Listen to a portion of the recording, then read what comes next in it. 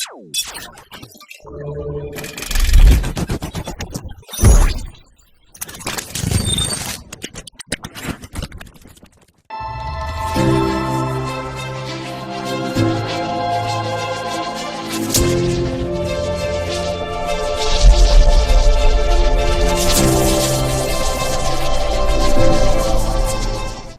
தொலைக்காட்சி நேயர்கள் அனைவருக்கும் அன்பு வணக்கம். புத்தகம் பேசுகிறது நிகழ்ச்சி வழியாக உங்களை சந்திப்பதில் மிக்க மகிழ்ச்சி. இந்த சமூகத்தின் மீது அக்கறை கொண்டவர்கள் சமூகத்திற்கான சமூக மாற்றத்திற்கான கருவிகளை ஆராய்ந்து பார்ப்பதோடு அவற்றை பதிய வைத்தும் செல்கிறார்கள். அந்த வகையிலே இந்த சமூகத்திற்கான ஒரு புதிய பதிவை கொடுத்திருப்பவர்தான் இன்று நாம் சந்திக்க போகிற நல்லாசிரியர் திருமிகு அந்தோணிசாமி அவர்கள். ஆசிரியரை பற்றி சொல்ல வேண்டுமென்றால், திருச்சி மறை மாவட்டம் குளித்தலை பங்கை சார்ந்தவர் திருமிகு அந்தோணிசாமி ஆசிரியர் அவர்கள். ஆங்கிலத்திலும் வரலாறிலும் முதுகலை பட்டம், இதோடு கல்வியியலிலும் முதுகலை பட்டம் பெற்றவராக இருக்கிறார். 33 ஆண்டுகளாக ஆசிரிய பணி செய்து இறுதியில் உதவி தலைமை ஆசிரியராக பதவி உயர்வு பெற்று அத்துடன் ஓய்வும் பெற்றிருக்கிறார். ஆசிரிய பணியோடு சேர்ந்து மருத்துவத்தில், குறிப்பாக நாட்டுப்புற மருத்துவத்தில் ஆர்வமுள்ளவராக மாற்று முறை மருத்துவத்தில் சான்றிதழ் பட்டம் பெற்றவராக இருக்கிறார். அதோடு அக்குபஞ்சர் தெரப்பி, பாலியல் நலம் போன்ற சிறப்பு படிப்புகளிலும் சான்றுகள் பெற்றிருக்கிறார்கள். ஆசிரியருடைய மிக முக்கிய சாதனைகளாக அவர் உணர்வது, ஆங்கில பட்டதாரி ஆசிரியர் பணியிடம் ஒரு இடமாக நியமனம் செய்வதில் இவருடைய பங்கு இருக்கிறது என்பது அவருக்கு மகிழ்ச்சியான ஒரு விஷயமாக இருக்கிறது. அதுபோல தமிழக அரசினுடைய சமச்சீர் கல்வி திட்டத்தில் ஆசிரியரும் ஒரு உறுப்பினராக இருந்து குறிப்பாக 5ஆம் வகுப்பு 6ஆம் வகுப்பு பாடத்திட்டம் உருவாவதற்கு உறுதுணையாக இருந்து செயல்பட்டிருக்கிறார். ஆசிரியருடைய சாதனைகள் அல்லது ஆசிரியர் பெற்ற விருதுகள் என்று பார்க்கிற பொழுது, குளித்தலை பன்னாட்டு லயன்ஸ் சங்கம் 2009ஆம் ஆண்டு அறப்பணிச் செம்மல், கல்வி காவலர் என 2 விருதுகளை கொடுத்து ஆசிரியரை கௌரவப்படுத்தி இருக்கிறது. தமிழக கல்வி ஆராய்ச்சி வளர்ச்சி நிறுவனமானது 2014ஆம் ஆண்டிலே ஆசிரியர் செம்மல் என்கிற விருதை கொடுத்து ஆசிரியரை பாராட்டியிருக்கிறது. தமிழக அரசும் கூட 2014ஆம் ஆண்டிற்கான டாக்டர் ராதாகிருஷ்ணன் விருது என சொல்லப்படக்கூடிய நல்லாசிரியர் விருதை கொடுத்து ஆசிரியரை கௌரவப்படுத்தி இருக்கிறார்கள். இவற்றோடு தமிழக பண்பாட்டுக் கழகம் 2017இல் ராஜகலைஞன் என்கிற விருதையும், சென்டேனியல் லயன்ஸ் சங்கம் 2018இல் வாழ்நாள் சாதனையாளர் விருதும் கொடுத்து ஆசிரியரை கௌரவப்படுத்தி இருக்கிறார்கள். இத்தகைய மதிப்புமிக்க நல்ல ஆசிரியர் இன்று நம்மோடு அரங்கில் இருக்கிறார். ஆசிரியருடைய படைப்புகள் என்று பார்க்கிற பொழுது, கவிதை சோலை, வாழ்வியல் கவிதைகள், கவிதை தோட்டம், இவற்றோடு மறைசாட்சி, புனித கிறிஸ்தின் அம்மாள், இளம்பெண்களின் நலவாழ்வு ஆகிய நூல்களின் ஆசிரியராக இருக்கிறார். இன்று நாம் பார்க்க போகிற புத்தகம் நல்லாசிரியர் திரு அந்தோணிசாமி அவர்களுடைய வாழ்வியல் கவிதைகள்.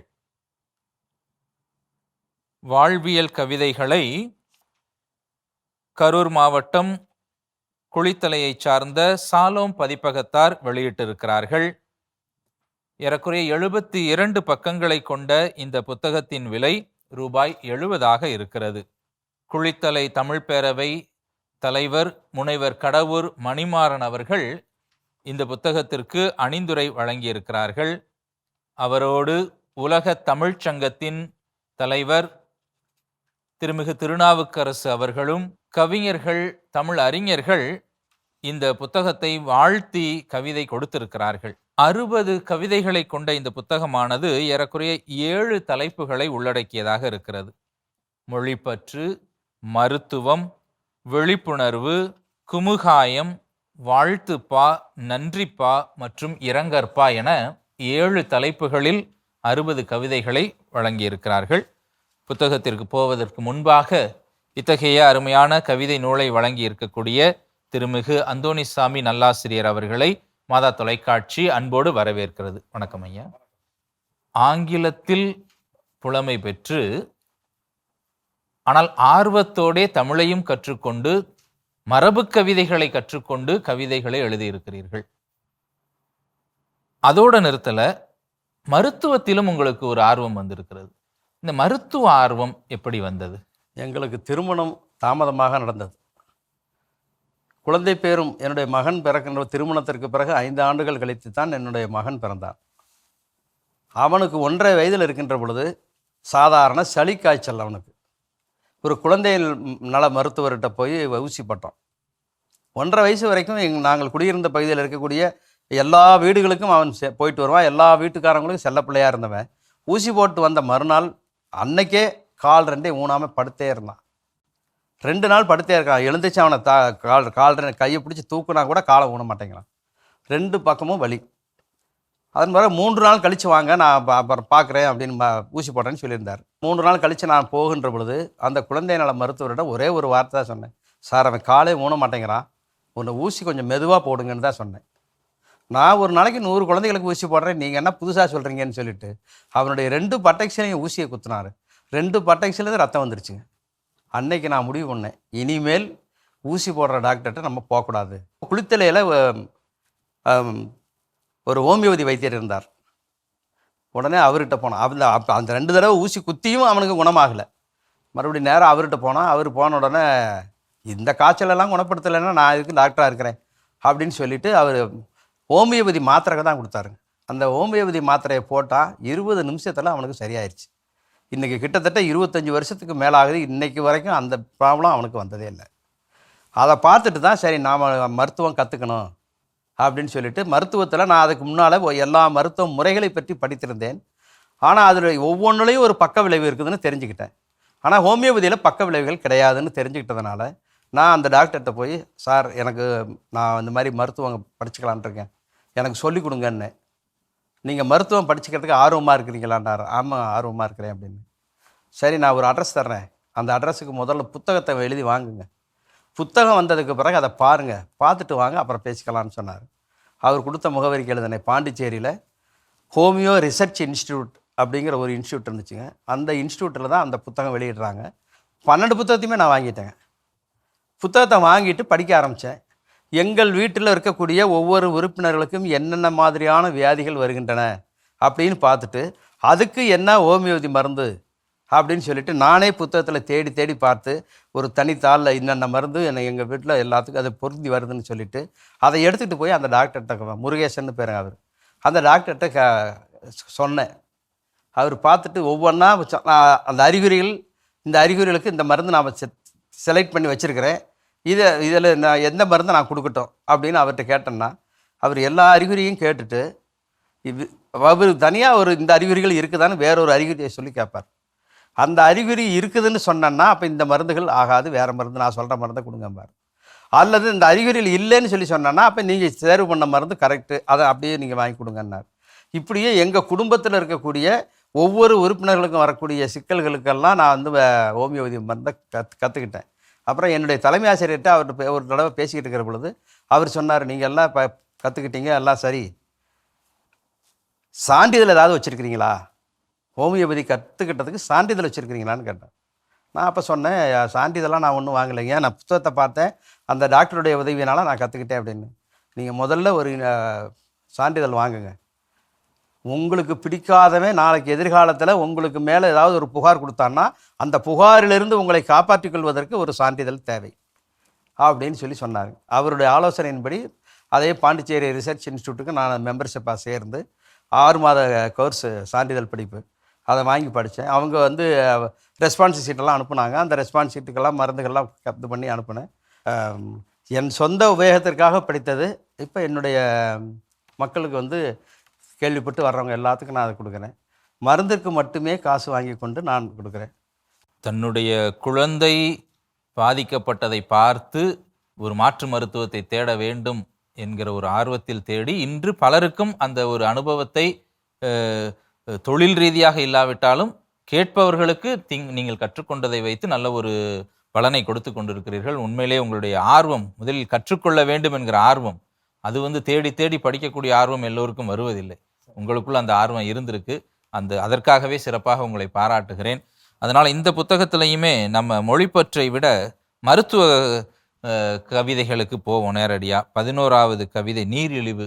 இன்னைக்கு உலகம் முழுக்க ரொம்ப ட்ரெண்டிங்கில் இருக்கக்கூடிய ஒரு நோய் நீரிழிவு. நீரிழிவை குறித்து நீங்கள் என்ன சொல்லியிருக்கிறீங்கன்னு பார்ப்போம். உண்ட உணவு செரித்த பிறகுதான் நாம் உண்ண வேண்டும் என்ற முதல் பழக்கத்திற்கு நாம் வர வேண்டும். 9 மணி ஆயிடுச்சு, எங்கள் டிஃபன் ரெடி ஆயிடுச்சா அப்படின்னு சாப்பிடக்கூடாது. பசி எடுத்தது பிறகு தான் சாப்பிடணும். 1 மணி ஆச்சு, என்ன சமையல் ரெடி ஆகலையா, என்ன சாப்பாடு கொண்டு அப்படின்னு கேட்கக்கூடாது. எப்போ பசி எடுத்து சாப்பிட்றோமோ அப்போ இந்த சிக்கல்லேருந்து நாம் முதல்ல தப்பிச்சுக்கலாம். யாரெல்லாம் கவலைப்படுறாங்களோ அந்த கவலையோடு போய் அவங்க ரத்த பரிசோதனை பண்ணாங்கன்னா, சிறுநீர் பரிசோதனை பண்ணாங்கன்னா அங்கே கூடி தான் இருக்கும். முதல்ல கவலையை விட்டு ஒழிக்கணும். கவலைக்கு தீர்வு என்னன்னு யோசிக்கணுமே தவிர கவலையை பற்றி நினச்சிக்கிட்டு இருக்கக்கூடாது. அந்த கவலையிலே மூழ்கி இருக்கிறவர்களுக்கு சுகர் கூடுது. அடுத்தது வந்து கொழுப்பு உணர்வு. கொழுப்பு உணவு யாரெல்லாம் சாப்பிட்றாங்களோ அவங்களுக்கெல்லாம் செரிமானம் ஆகிறதில்ல. இப்போ செரிமானம் ஆகலைன்னா இந்த சிக்கல் மறுபடியும் வந்துக்கிட்டே தான் இருக்கும். அதனால் செரிக்கிற உணவை சாப்பிடணும். இப்போ நான் 5 வருஷமாக சுகருக்கு மாத்திரை சாப்பிட்றேன், 10 வருஷமாக சுகருக்கு மாத்திரை சாப்பிட்றேன்னா முதல்ல நீங்கள் என்ன செய்யணும், கொள்ளு, ரமதானியத்தில் கொல்லை வறுத்து பொடி பண்ணி வச்சுக்கோங்க. அந்த பொடி பண்ணி வச்சுக்கிற கொல்லை நீங்கள் துவையல் அரைச்சி சாப்பிட்டாலும் சரி, சட்னி செஞ்சு சாப்பிட்டாலும் சரி, அல்லது இட்லி பொடியிலே சாப்பிட்டாலும் சரி, கலந்துட்டு சாப்பிட்டாலும் சரி, கொள்ளு வந்து கொழுப்பை கரைக்கும். கொழுப்பை கரைக்கிறதுக்கு மருந்து கொடுக்குறேன், ஆனால் அதை விட ஃபாஸ்ட்டாக வந்து கொள்ளு கரைக்கும். அப்போ சுகர்காரவங்க முதல்ல கொள்ளு உணவை எடுத்துக்கங்க. எல்லாரும் அந்த சூடுன்னு சொல்லிக்கிட்டே அதை தவிர்க்கிறாங்க. வெப்பத்தினால தானே இதாகணும், செரிமானம் ஆகணும். அப்போ கொள்ளு உணவை நம்ம எடுத்துக்கணும். அதே போல் 5 பழங்கள் சாப்பிடக்கூடாது, 5 காய்கறிகளை உணவில் சேர்த்துக்கணும். இதுதான் அடிப்படை. முக்கணி சாப்பிடக்கூடாது, மா, பலா, வாழை 3 சாப்பிடக்கூடாது, சப்போட்டா சாப்பிடக்கூடாது, பேரிச்சம்பழம் சாப்பிடக்கூடாது. இந்த 5 பழம் சாப்பிட்டுட்டு நீங்கள் வேணால் டெஸ்ட் எடுத்து பாருங்கள், சுகர் கூடி இருக்கும். இதை தவிர்க்கணும். எந்த காய்கறிகளை எடுத்துக்கணும் அப்படின்னா கோவக்காய் நம்ம உணவில் எடுத்துக்கணும். கோவக்காய், வாழைக்காய், சுரைக்காய், வெண்டைக்காய், கொத்தவரங்காய், இந்த 5 காய்கறியும் உணவில் சுழற்சி முறையில் நம்ம எடுத்துக்கிட்டே வந்தோம்னா இந்த மலச்சிக்கல் பிரச்சனையும் வராது, சுகரினுடைய அளவும் குறையும். இது தான் மெயினான விஷயம். கோவை வாசு வெண்டைக்காய் கொத்தவரங்காய் சாப்பிடுகிறான் அப்படின்னு போடுங்க. இப்போ கோவைன்னு போட்டால் கோவக்காய், முதல் எழுத்து கோவக்காய். வாசுன்னு போடுறான், வாங்கிற எழுத்து வந்து வாழைக்காய், சூங்கிற எழுத்து சுரைக்காய். பேஷண்ட்டுகளை வந்து இப்போ உப்பு சத்தை கூடி போச்சுன்னு சொல்கிறவங்களுக்கு வந்து சுரைக்காய் கொடுத்தாங்கன்னா உப்பு சத்து குறையும். அதுவும் வந்து நாம் ரொம்ப எச்சரிக்கையோடு சொல்ல வேண்டியது இருக்குது.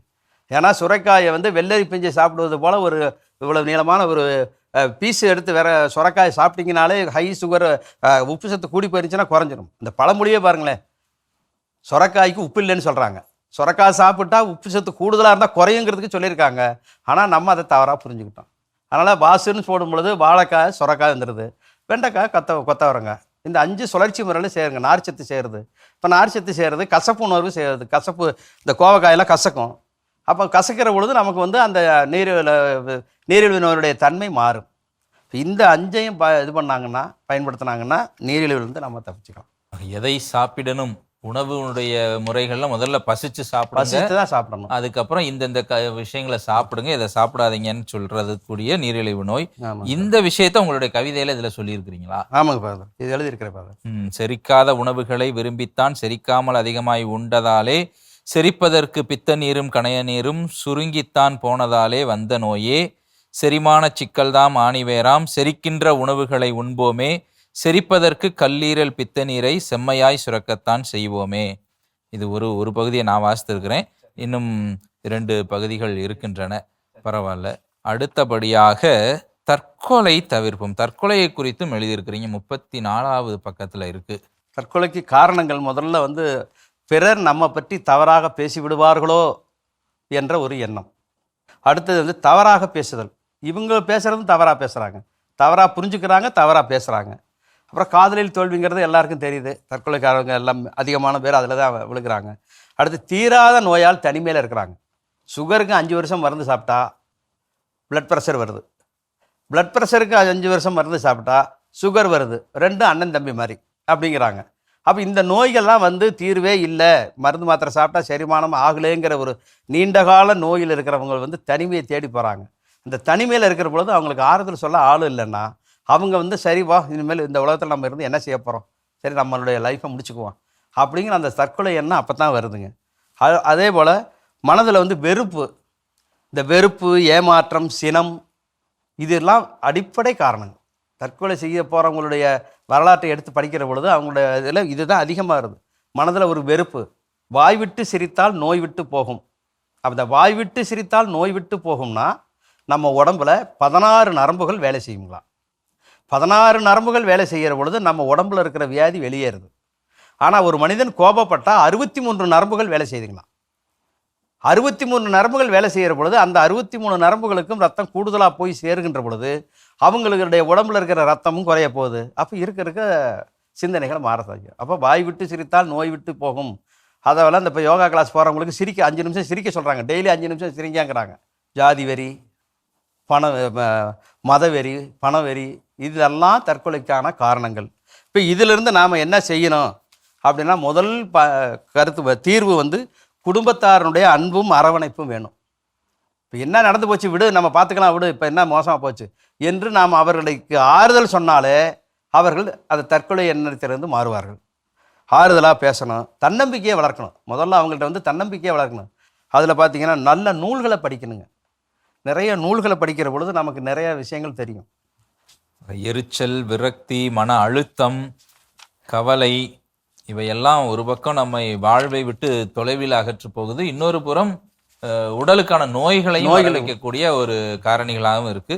இதற்கான மாற்று மருந்து அப்படின்னு பார்த்தோம்னா, நம்மை நாம் எதை கொண்டு நிரப்புகிறோம்? நல்ல எண்ணங்களை கொண்டு, பாசிட்டிவா விஷயங்கள் அப்படின்னு சொல்லக்கூடியது, நல்ல புத்தகங்களை வாசிங்கன்னு சொல்றீங்க. அந்த ஒரு விஷயங்களை எல்லாம் உங்களுடைய கவிதைகள்ல அழகா சொல்லியிருக்கிறீங்க. விழிப்புணர்வு, அடுத்த மருத்துவத்திலேருந்து நம்ம விழிப்புணர்வுக்கு போவோம். சரிங்கப்பா. அதுலயுமே விழிப்புணர்வுலையுமே ஒரு 3 பகுதியா பிரிச்சிருக்கீங்க. ஆமாப்பா.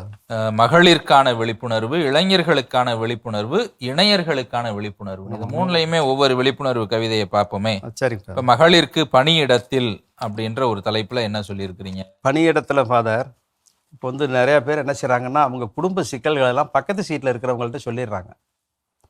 இவங்க எப்படிப்பட்டவங்கிறது முதல்ல தெரியணும். நல்ல நட்பா, என் தவறை என்னிடம் நேரடியாக சுட்டி காட்டுபவன் தான் நல்ல நண்பன். என்னுடைய தவிர வேற பேர்த்திட்ட எல்லாம் சுட்டி காட்டிட்டு தவிர அவன் இப்படி பண்ணுறான்னு சொல்கிறான்னா, அப்படிப்பட்டவனுடைய உறவோ நட்பு நமக்கு தேவையில்லை. முதல்ல அந்த தீய நட்பு அவன் ஒழிச்சிடணும். இவங்க பணியிடத்தில் என்ன செய்கிறாங்க, பக்கத்து சீட்டில் தானே இருக்கிறாங்க, வேற என்ன பண்ணுறது, நான் அவன்கிட்ட தானே பேசணும் அப்படின்னு சொல்லிட்டு இந்த மகளிர்லாம் என்ன செய்கிறாங்க, தங்களுடைய குடும்ப சிக்கல்கள் எல்லாம் சொல்லிடுறாங்க.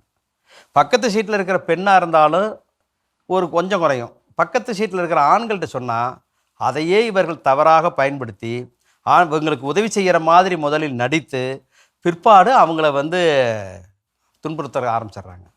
அதுவும் பதவியில் இருந்தாங்கன்னா வேணும்னே அவங்க பதவியில் இருக்கிறவங்க வந்து இவங்களை வந்து ரொம்ப காயப்படுத்துகிறாங்க, மனசை காயப்படுத்துகிறாங்க. அப்போ நம்ம குடும்ப சிக்கல்களை வெளியே யார்ட்டையும் சொல்ல வேண்டாம். நமக்குன்னு ஒரு அது அந்த பழைய காலத்து நண்பர்கள் தான் சொல்லுவாங்க, ஆத்ம நண்பர்கள்னு ஒருத்தர் வேணும்.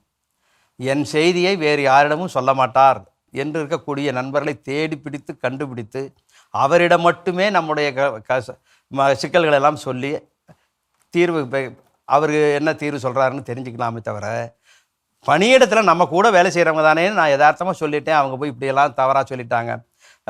நம்ம சாதாரண பேச்சு வழக்கில் சொல்கிறோம்ல, நான் ஒரு 10 வார்த்தை சொன்னேன், அவங்க ஒரு 10 வார்த்தையை பிட்டு போட்டு இன்னொருத்தட்ட சொன்னாங்க, அவங்க 20ஓட இன்னொரு 10 சேர்த்து போட்டு, இந்த பிட்டு செய்திகளெல்லாம் சேர்ந்து போய் கடைசியில் இவங்களுக்கு மன அழுத்தத்தை ஏற்படுத்துகிறாங்க. அதனால் முதல்ல பணியிடத்தில் கூட நாம் நல்ல நண்பர்களை தேடி பிடித்து அந்த நண்பர்களிடம்தான் நம்முடைய சிக்கல்களை, கஷ்டங்களை எல்லாம் சொல்லணும். நம்முடைய பிரச்சனைகளை சொல்லாமலே மனசுக்குள்ள போட்டு புழுங்குதலும் அது ஒரு பிரச்சனை. அதுதான் முதல்ல சொன்னோம். அது வந்து தேவையில்லாத நோய்களுக்கா யாரிடமும் சொல்லணும்.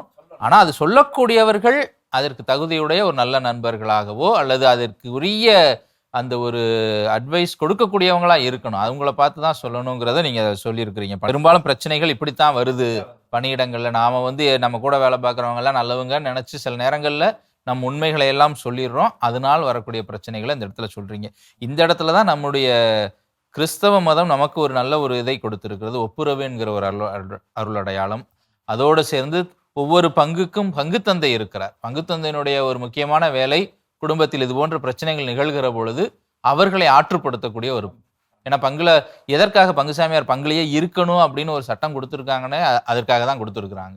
பங்கு மக்களுக்கு எப்பொழுது வேண்டுமானாலும் இந்த ஆற்றுப்படுத்துதல் தேவைப்படலாம். ஆனா இன்னைக்கு நிறைய பேர் பங்குசாமியார்ட்ட போறதையே தவிர்த்துடுறாங்க. நம்ம பிரச்சனை பங்குசாமியாருக்கு தெரிஞ்சா நம்மளை பத்தி அசிங்கமா நினைப்பாரோ அப்படின்னு. பிரச்சனைகளை தீர்க்க முடிகிறதோ இல்லையோ, அது வேறு பல பிரச்சனைகளுக்கு இழுத்துட்டு போகாம ஆற்றுப்படுத்தக்கூடிய வேலையை பங்கு தந்தையர்கள் செய்கிறார்கள், செய்ய வேண்டும். அது பணியிடங்கள்ல நீங்க அத்தகைய விழிப்புணர்வு வேண்டும் அப்படிங்கிறத சொல்லியிருக்கிறீங்க. அடுத்து மகளிர் விழிப்புணர்வுக்கு அடுத்து இளைஞர்களுக்கு விழிப்புணர்வு. முதல்ல அவங்கள்ட்ட வந்து பார்த்தா கவலை, அச்சப்படுறாங்க, சோம்பல், அவமானம் வந்துருமோ, நம்ம தப்பாக செஞ்சால் அவமானம் வந்துருமோ என்று சொல்லி இப்படி இந்த மாதிரியான ஒரு எதிர்மறையான சிந்தனைகள் வருகின்ற பொழுது இவங்களுடைய முன்னேற்றத்துக்கு தடைகள் முதல்ல அதுதான். கவலை, அச்சம், சோம்பல், அவமானம். இப்போ நான் முதல்ல சொன்னது போல் காரணங்களை கண்டுபிடிக்கணும்.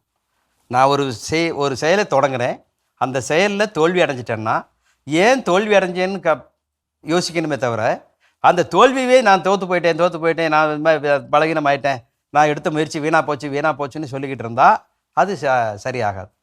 அப்போ அந்த முயற்சியில் தோல்வி அடைஞ்சதற்கு என்ன காரணம், தோல்விக்கான காரணங்களை கண்டுபிடித்து அதை தீர்ப்பதற்கு நம்ம முயற்சி பண்ணணும். முதல்ல இளைஞர்கள்ட்ட அந்த காரணங்களை கண்டுபிடிக்கிறதே இல்லை. அவங்க என்ன நினைக்கிறதெல்லாம் சரி, இவங்க மறுக்கிறதெல்லாம் மற்றவங்களும் மறுத்தரணும், இவங்க விரும்புகிறத மட்டும் மற்றவங்க செய்யணும் அப்படிங்கிற ஒரு எதிர்மறை போக்கு. யாரிடம் பேசினாலும் காரணங்களை கண்டுபிடிப்பதில்லை, பொறுமையாக கேட்கறதில்ல, பாதி சொல்லிக்கிட்டு இருக்கிற பொழுதே குறுக்க பூந்துடுறாங்க.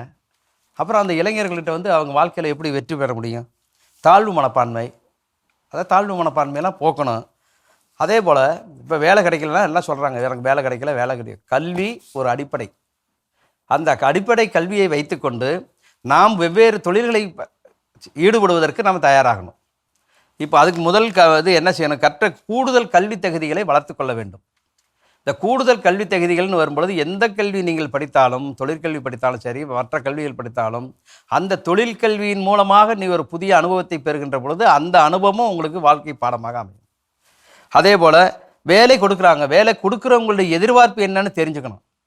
எல்லாரும் நான் ஒரு வேலையில் சேர்ந்துட்டேன்னா எனக்கு என்ன செய்ய தெரியுமோ நான் அதுதான் செய்வேன், நீங்கள் சொல்கிறத நான் செய்ய முடியாது அப்படின்னா அந்த முதலாளி என்ன செய்வார்? சரி, நான் சொல்கிறத கேட்கலன்னா நீங்கள் இடத்த காலி பண்ணிருப்பார். அப்போ வேலை கொடுப்பவருடைய எதிர்பார்ப்பு என்ன? அவருடைய எதிர்பார்ப்பு பெருசாக இருக்கலாம், ஆனால் அந்த எதிர்பார்ப்பில் கொஞ்சமாவது நாம் செய்ய வேண்டும் அப்படிங்கிற ஒரு உணர்வு நாம் கொஞ்சமாவது நம்ம ஈடுபட்டோம்னா தான் அவங்கள்ட்ட நம்ம அந்த வேலை நமக்கு தொடர்ந்து கிடைக்கும். அதே போல் பார்த்திங்கன்னா நிறையா செய்திகள்லாம் படிக்கணும். காலையில் மத்தியானம்னு கணக்கில்லை, அவங்களுக்கு எப்போ நேரம் கிடைக்குதோ நேரம் கிடைக்கிற பொழுது இந்த செய்தித்தாள்கள், நாளிதழ்கள், மாத இதழ்கள் இப்போல்லாம் நிறையா வருது. ஆனால் அதெல்லாம் படிக்கிறது இல்லை, செல்லே குறியாக உட்காந்துருக்குறாங்க. செல்லில் வரக்கூடியதுலன்னா எல்லாமே சரியாக இருக்குதுன்னு சொல்ல முடியல, தவறான செய்திகள் நிறையா வந்துக்கிட்டு இருக்குது. அப்போ இவங்களை வாழ்க்கைக்கு கற்றுக்கொள்வதற்கு என்ன அந்த இதுலேருந்து வருதுன்னு தெரியல. பிற தொழில்களை கற்றுக்கொள்ளணுங்கிற ஆர்வம் இருக்கணும். நான் ஆர்ட்ஸ் படித்தேன், அதோட முடிஞ்சு போச்சு அப்படின்னு இருந்தால் வேலை கிடைக்காது நமக்கு. அப்போ வாழ்க்கையில் வேலை வேணும் அப்படின்னு சொல்லிச்சுன்னா நம்ம இந்த கூடுதல் கல்வி தகுதிகளை பெற்றுக்கணும். தொழிலாளர் வேலை கொடுப்பவர்களுடைய எதிர்பார்ப்புகளை நம்ம கண்டுபிடிக்கணும். அதே போல் தொழில்நுட்ப வசதிகளெல்லாம் பயன்படுத்த தெரியணும். நிறைய தொழில்நுட்பங்கள் இப்பொழுதெல்லாம் வருதுங்க, இணையத்திலே வருது. ஆனால் நல்லதை மட்டும் பார்த்தானா அப்புறம் சிக்கல் இல்லை. அதை பார்த்துக்கிட்டு இருக்கிற பொழுதே நம்மளுடைய மனநிலை மாறி போய் அதை மூடி வச்சுட்டு வேறு ஏரியாவுக்குள்ளே போயிட்டான்னா போச்சுங்க. அப்போ அது மாதிரி இதெல்லாம் அதுக்கு மேலே. அதே போல் நிறைய மாணவர்கள்லாம் இப்போல்லாம் பார்த்திங்கன்னா நல்லா புதுமையாக ஏதாவது ஒரு சில காரியங்கள்லாம் செய்கிறாங்க. அந்த மாதிரி நம்மளால் என்ன செய்ய முடியும்? அப்புறம் இந்த நம்ம செய்தித்தாள்கள்லாம் அந்த செய்திகள் தான் நிறையா வருது. பள்ளிகளில் படிக்கக்கூடிய மாணவர்கள் புது புது கண்டுபிடிப்புகள்லாம் கண்டுபிடிக்கிறாங்க. இப்போ அறிவியலை வளர்ப்போம்னு சொல்லிட்டு ஒரு கொண்டாடுறாங்க பள்ளிகளில். அந்த மாணவ செல்வங்கள் அவங்க புதுசாக கண்டுபிடிக்கிறாங்க. அதுக்கெல்லாம் ஆதரவு நம்ம இந்தியாவில் இல்லை. அந்த ஆதரவு மட்டும் இருந்துச்சுன்னா நம்ம இந்தியா நேரம் வளர்ச்சி ஆகிருக்கும். அதுக்கு பொருளாதார வசதி இல்லை. கண்டுபிடிக்கிற மாணவ செல்வங்கள் நிறைய புது புது கண்டுபிடிப்புகளை கண்டுபிடிக்கிறாங்க. அதற்கு ஆதரவு கொடுத்து அதை வளர்ப்பதற்கு போதிய பொருளாதார நிதி இல்லை. படிப்புக்கேற்ற வேலை இல்லை என்று புலம்புவதை விட வேலைக்கு தேவையான ஆற்றல்களை, தகுதிகளை நம்ம உருவாக்கிக்கணும். தேடி சென்று கற்றுக்கொள்ளுதல், அப்டேட், காலத்திற்கு ஏற்றாற் போல் நம்மளுடைய அறிவை புதுப்பித்துக் கொள்ளுதல்.